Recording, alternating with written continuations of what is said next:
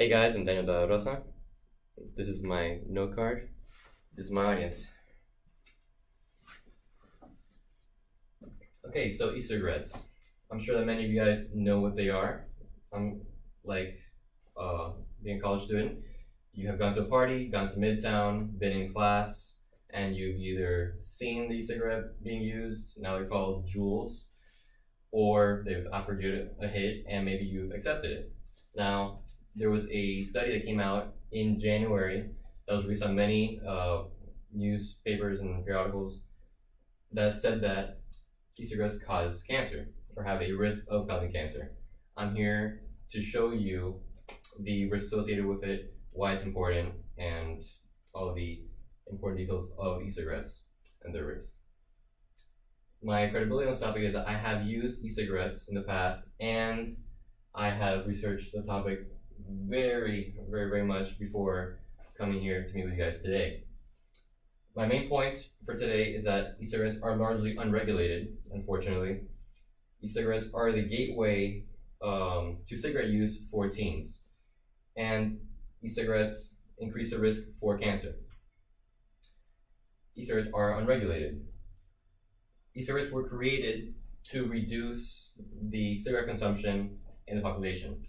The FDA is in support of that because, like I said, it was created to wean the population off of cigarettes.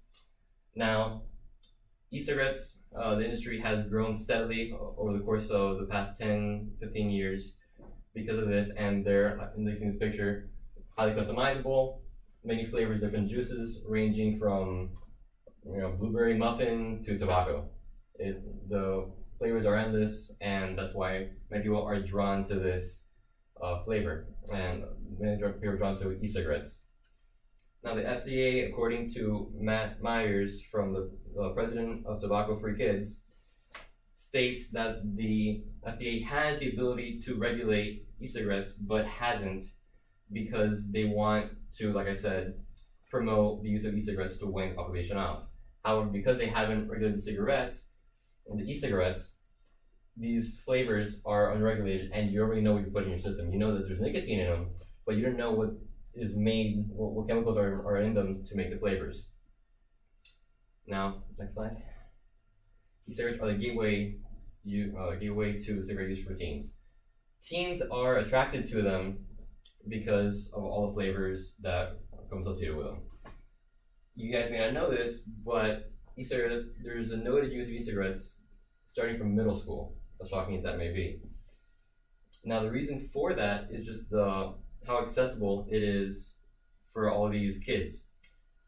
USA Today, a spokesman from Juul was saying that they have this awesome high-tech ID match technology that prevents kids from buying Juuls. When that's not the case, it's been reported that kids just put the fake age and use a prepaid debit card and instantly get their Juuls, or they just buy it off a friend or whatever way.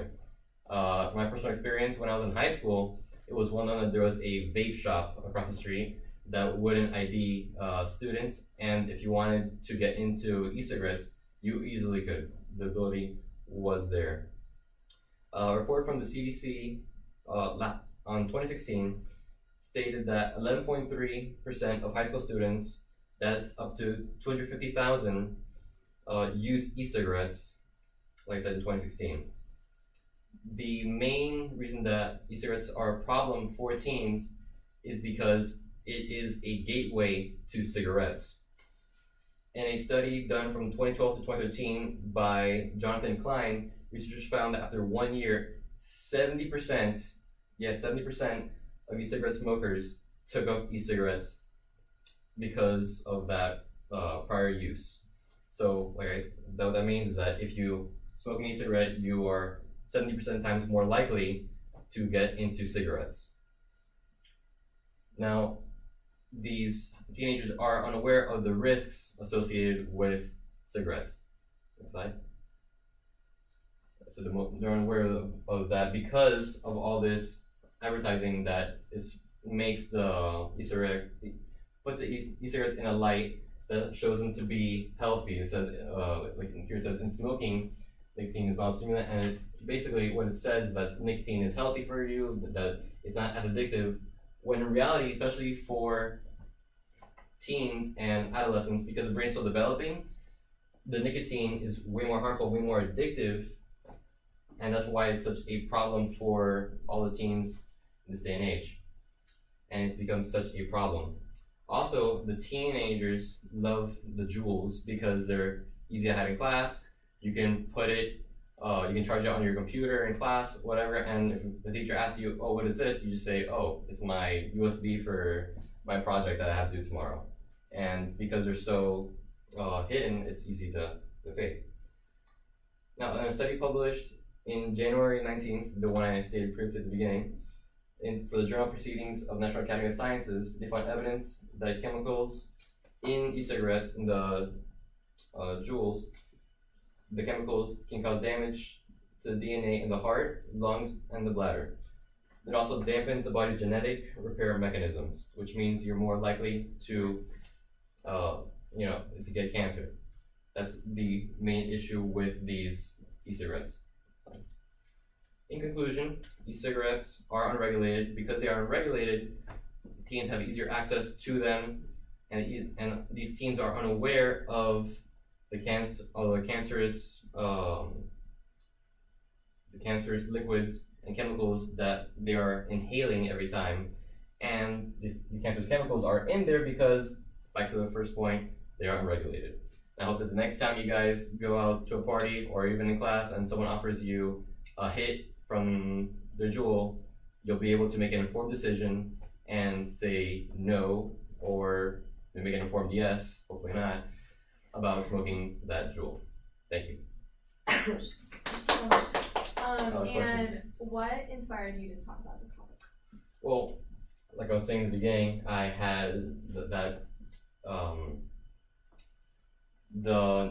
study that came out. I actually saw it just scrolling through my Facebook feed. I saw the newspaper. I think it was probably USA Today. I saw, oh, e-cigarettes, cause cancer. And then when I was going to make this presentation, I thought back, okay, this is a great thing to inform everyone about, since it's something that we can all relate to, especially being in college. And yeah. Cool. Anyone have another question? So have you ever tried vaping? I had in the past, and I will. No, I did not like it too much. I did not see really much a point to doing it. Like I said, I never was a smoker, so there was no point to me doing it. And once I saw all these studies come out, even back then in high school, I just didn't really care much for it at that point. Yes. Did you do it socially or just in your free time? Not socially. I never cared to buy one, especially just the price of getting one is too much. I'm like, it's not worth it. And then that definitely weighed me off of even starting it. So how much does a Juul cost? $50. Yes. What would you say was your biggest takeaway from presenting about this topic? My biggest takeaway, I definitely didn't know how many current teenagers are juuling, and the current issues with that. All right. Awesome, thanks. Thank you.